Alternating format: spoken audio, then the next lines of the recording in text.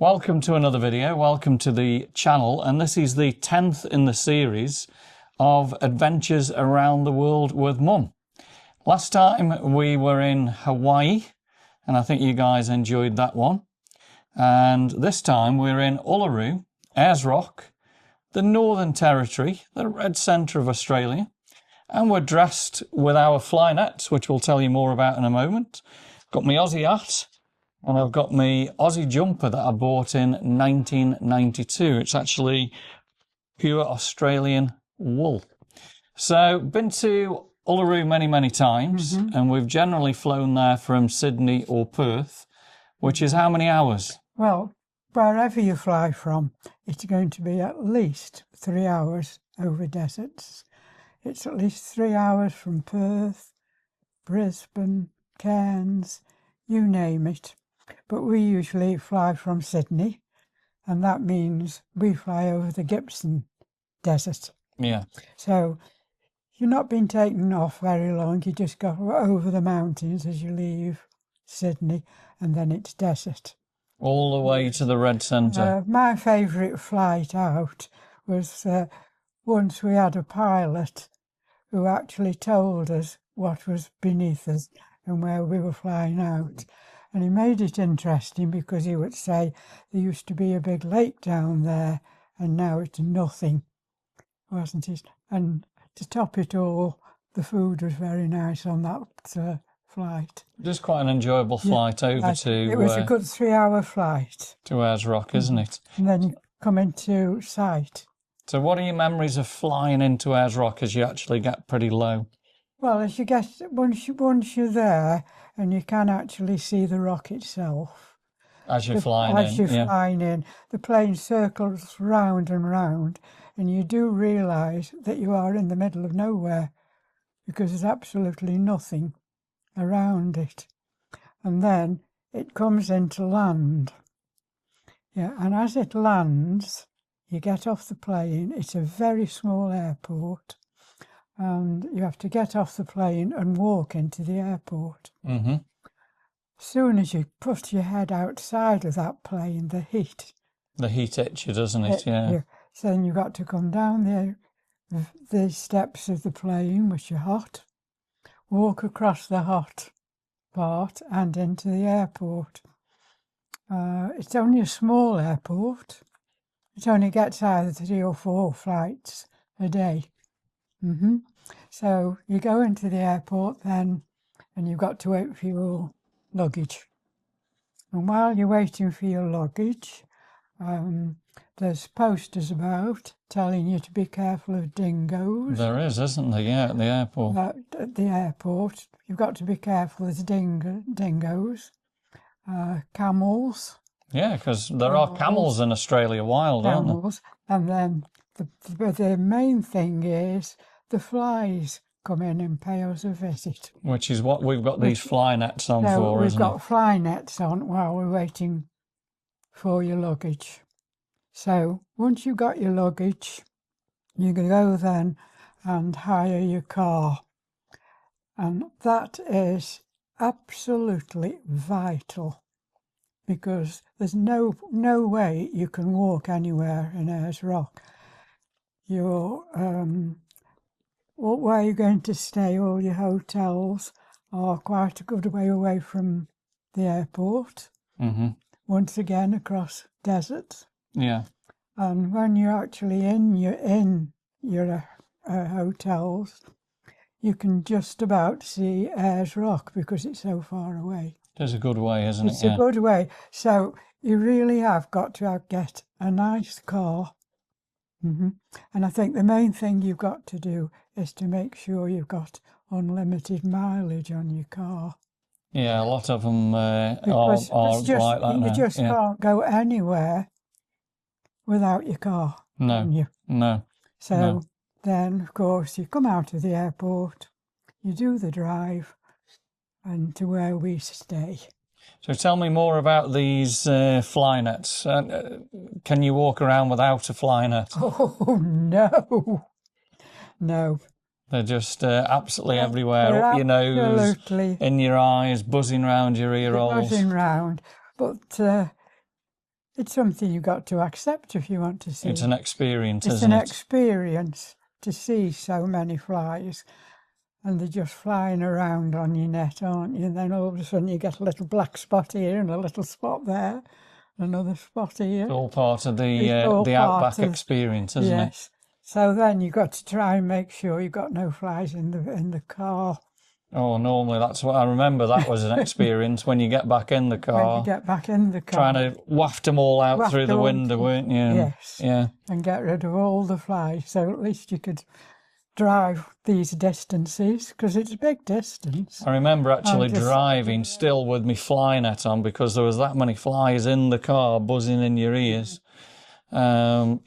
So let's start with where we've stayed. Where did we stay? What was And the the name? Emu apartment. Emu Walk Apartment. Yes. So we always had generally a 2-bedroom apartment, which was very nice. Got a lovely kitchen area, Oh, beautiful. and then there were stairs, and there was a lovely living room, and 2 separate bathrooms. Cooking facilities. Cooking facilities. We've cooked there many times. It's somewhere where you could live. Absolutely, very, very nice. All the amenities were there, weren't they? The only thing was you got to park your car too far away. Yeah, there was a bit of a walk, wasn't there? Yes, there was just a car park where you had to leave your car, carry your luggage across to the hotels. So the Emu Walk Apartments are in a resort. What's the resort called? What do you mean, the Emu? Where's the location? What's the resort called at Ayers Rock? What do you mean about that? So the place, it's called Uluru. Oh, Uluru, yes. Yeah, yes. yeah, that's the actual place. Yes. So there's a supermarket that we've been to many, many times. That's where we used to get all the shopping from. Oh, yes, from the hotel, you could walk to a small village, couldn't you? Which If is that's right. Uluru, yeah. Yes, there was a post office there, Yeah, and 1 or 2 little shops. for souvenir shops and Mostly that. souvenir shops and things, not very big. Somewhere where you could just get some food. Yeah, But basically, we used to have to go into the supermarket yeah, and stock up food. yeah, Because you could cook in your hotel, yeah. take all the food back, couldn't you? You could, and we've done that many times, haven't we? Buy enough food for the following day, and also make sure we've got enough food on the planes For the day for the going following back, day. wasn't it? Yeah, So it actually, once you got to the hotel, you got to sort yourself out, yeah, and then you could get in the car and do quite a big drive up to the rock itself. yeah, Yes. And from the distance, from the hotel, the rock doesn't look so big because you can see either side of it, can't you? It's a rock like this. You can see either side.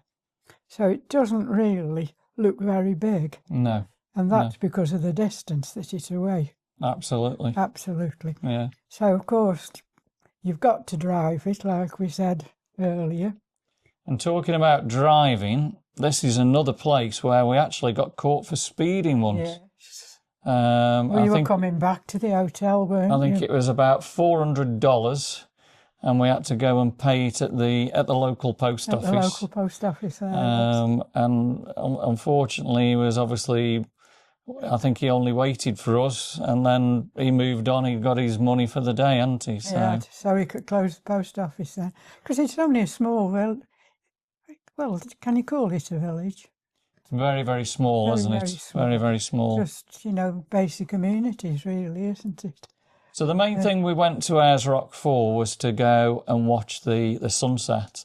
And many times that we've been there, we've gone to the sunset viewing area, and we've normally took chairs out there and we've sat there and watched the sunset, haven't we? That's and right. and the sunsets are absolutely spectacular. What happens to the rock when the sun starts to go going to down? say, before you decide the sunsets, you haven't told us that we do this big drive, and then as you get close to the rock, you'd be surprised, first of all, at how big it is. Yeah, But I think you get a bit shocked when you see how colourful it is. It's a beautiful It colour. changes colours throughout the And day, if the doesn't sun is on it, it's like a bright, bright orange. it? Yeah, And then, as you've just been saying, as the sun sets, yeah.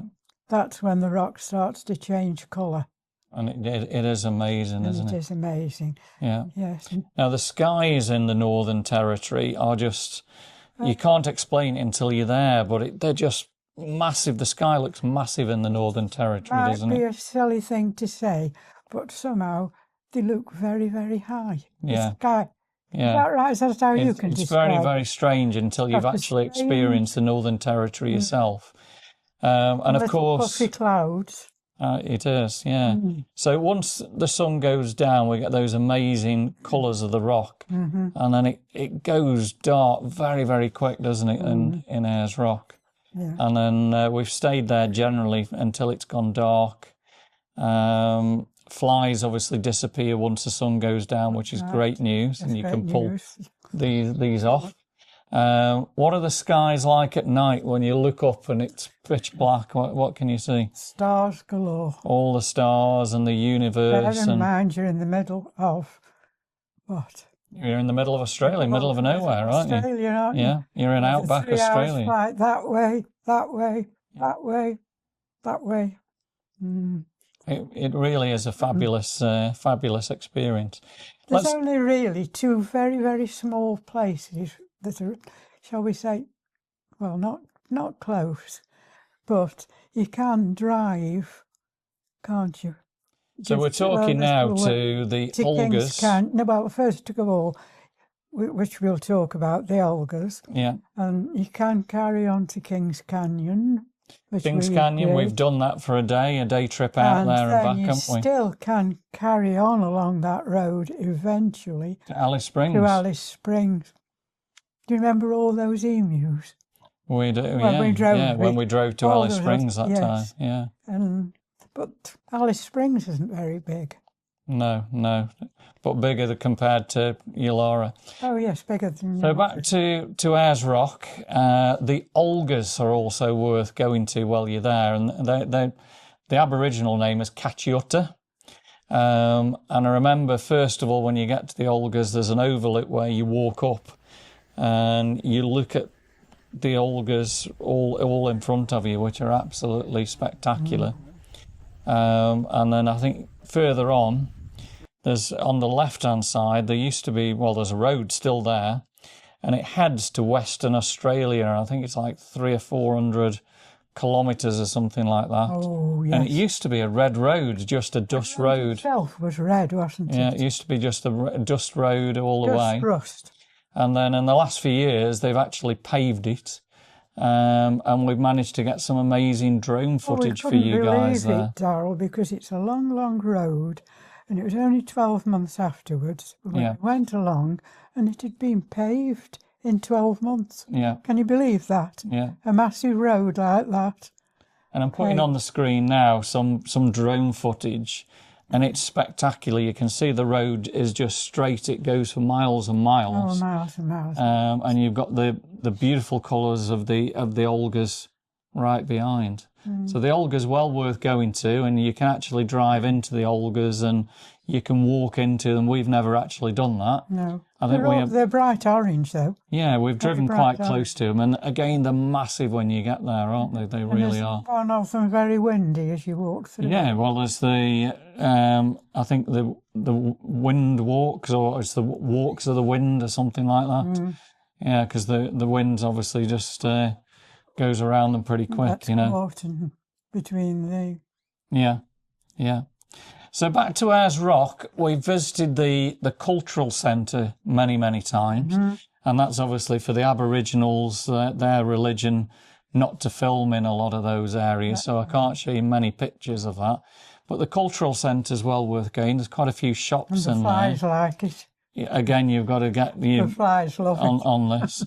But it really does give you a great idea of how the Aboriginals live, and that's right. Because obviously they do live around Ayers Rock as well, don't they? And what I think about Ayers Rock, I always thought it was quite smooth. Yeah. But when you get to it, it isn't. No. Because the Aboriginals have carved There's carvings all over it, isn't there? There is. Where you can go along a few spots and see all these. But it isn't smooth when you're close to it, is it? No, no, it's very rugged, isn't it? Very rugged, but Yeah. from a distance it just looks So smooth. the other thing I think we've done years ago, we've got up very, very early, before the sun's even risen, and we've gone to the sunrise viewing area to get that amazing red colour again as the sun comes up, and that's again a fabulous experience, isn't it? You know, to do that. The other attraction that we've done for the last few years is the Field of Light. So at night we get the bus picks us up and it takes you up to the Field of Light, and that's where you've got all the lights there in the desert, the LED lights, and it's spectacular, isn't it? Yes. It's very, very quiet there. Pitch black. Pitch black. You can see when you look up, you can see all the stars and the universe. And they make paths for you to walk with the light, because otherwise you wouldn't know where you were going, would you? It really is a fabulous experience. And it's big. Yeah. What would you say it covers? A mile? Potentially. I mean, there are two walks. There's one that you can do, which is about 10 minutes, or the other one's about 20 minutes walk around there. Yes. But again, I mean, I'll put some pictures up that we took a few years ago, and it was spectacular. I think there's one here of you at the Fields of Light as well. Now, my Aboriginal isn't great, but another attraction of Ayers Rock is, I think it's pronounced, is it Mutachulu Waterhole?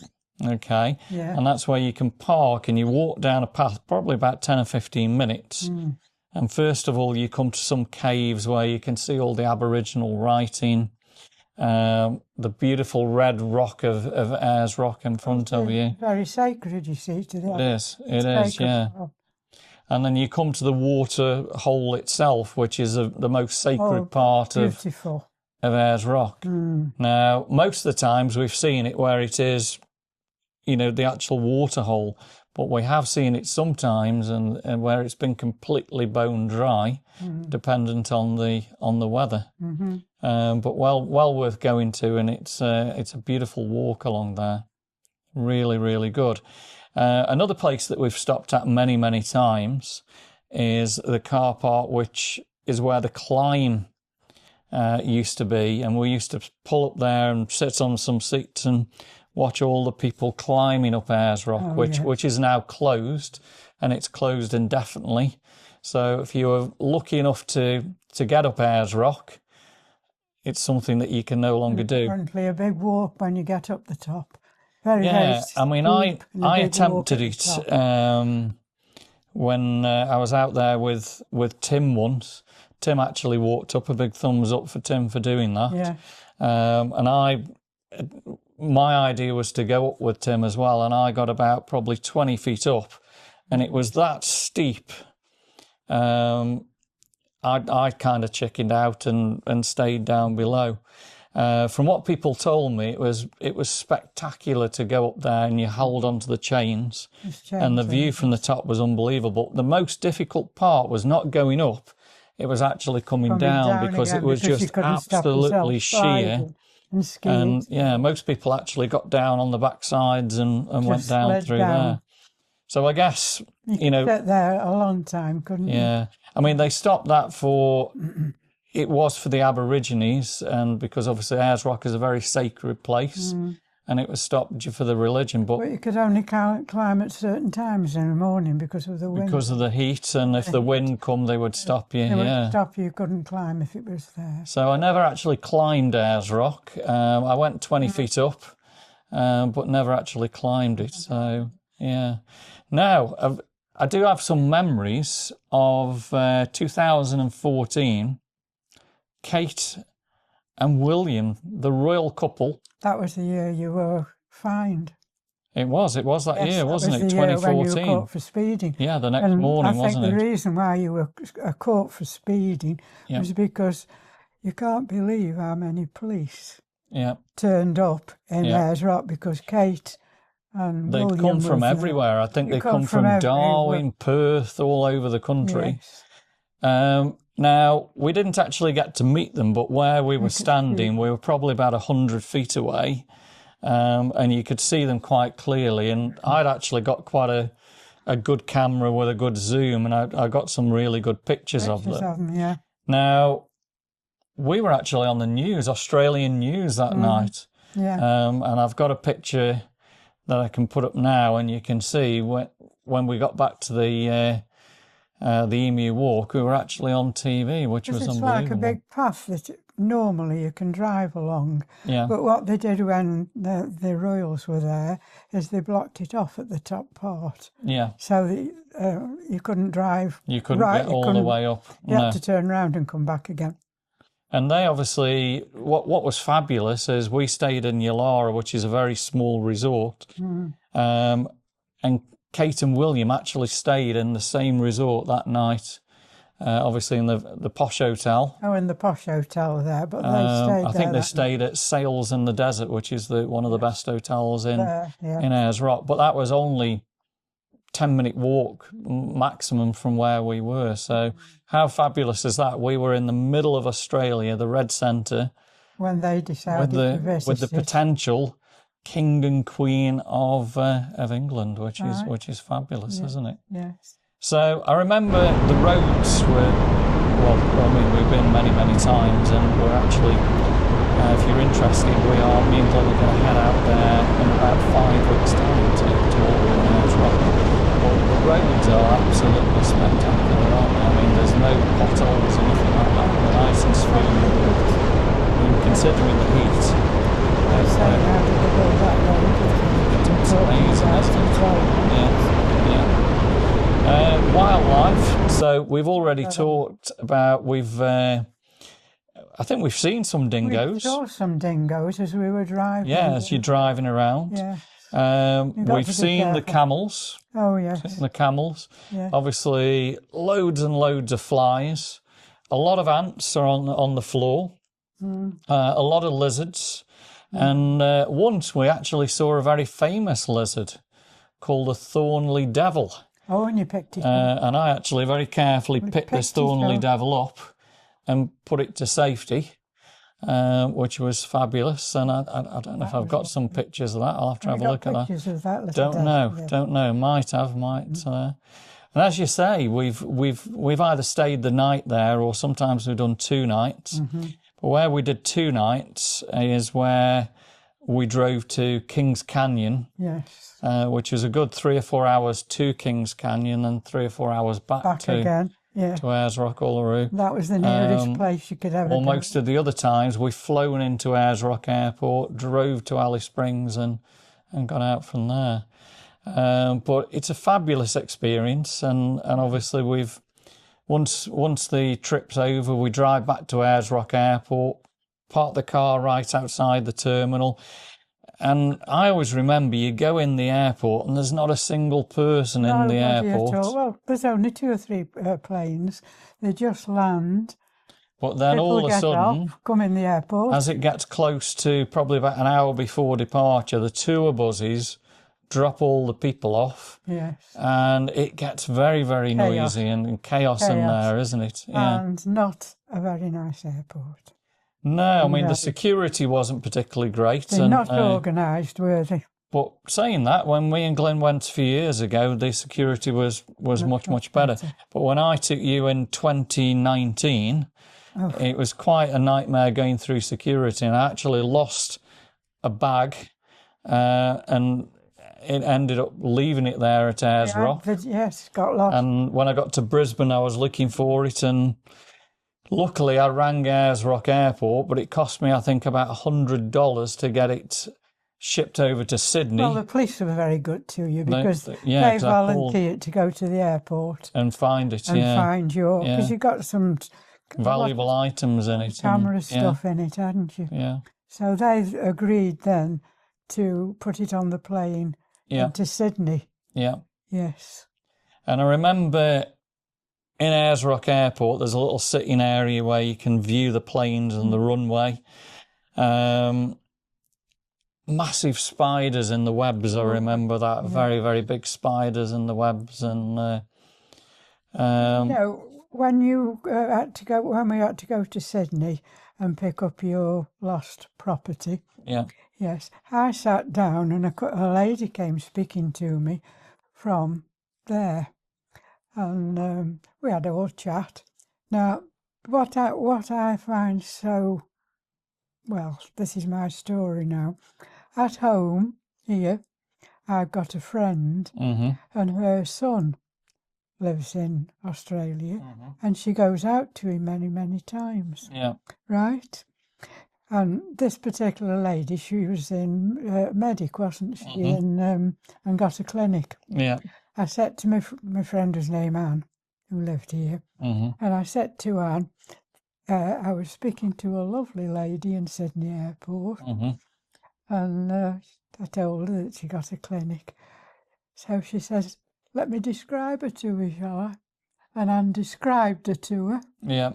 And isn't it a funny coincidence that it's a small world, isn't it? A small world that my neighbours knew this person because she visited her son. Absolutely. You can't think that it can, just happen, can you? So, this one's obviously a shorter video for you. As you can see, we've had fabulous times in Ayers Rock. I haven't told you my favourite place, though. Go on, where's your favourite place in Ayers Rock? Where will I never, ever forget is you leave the road from the rock and drive towards the Olgas. Then you turn off with this road that's been built. Yeah. First of all, with it being red, it meant a lot of things to me, that meant. And then you were able to fly your drone. Yeah. What I can remember is there was just me and you. Middle of nowhere. Standing there in the middle of nowhere. Yeah. We didn't see another vehicle. Nothing at all. And we didn't see anybody at all. Apart from a million flies on the flyer. Apart from the million flies. And I could also there see the Olgas at the same time. It was fabulous, wasn't it? And actually, a little memory of mine at the Olgas is that I got a pearl necklace on. And I sat down on a seat and the clasp broke. Yeah. And the pearls went absolutely everywhere. So, on that seat by the Olgas, I've left pearls on the floor. So no if you find any of them, that's what it's all about. If anybody goes and sees pearls on the floor, they can say, I was there. So obviously... You've got to be there. You can, So you must be there, those pearls must. So you can recommend everybody, if they're visiting Australia, take a night or so out to Ayers Rock, Uluru, and it really is fabulous experience. And enjoy your first close-up sight of Ayers Rock because it's such a gorgeous colour. It's wonderful. It's wonderful. You need, once again, you need photographs, don't you? So I hope you've enjoyed today's video of Ayers Rock. The next video I think we're going to do is going to be a bit bigger. We're going to stay in Australia. All right. And we're going to do Sydney, which we've got some wonderful memories of Sydney. Been there many, many times. If you've enjoyed today's video, give me a thumbs up. Drop me some comments. Subscribe to the channel.